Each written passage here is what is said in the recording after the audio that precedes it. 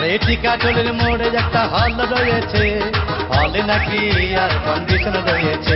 আরে টিকাটলের মোড়ে একটা হল রয়েছে, হলে নাকি আর কন্ডিশন রয়েছে।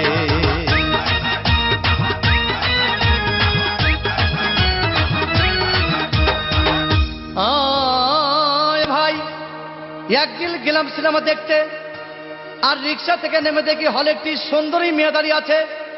হঠাৎ দেখি সেই মেয়েটির চোখে আমার চোখ পড়েছে, হলে নাকি আর কন্ডিশন রয়েছে। আরে টিকাটলের মোড়ে একটা হল রয়েছে, হলে নাকি আর কন্ডিশন রয়েছে।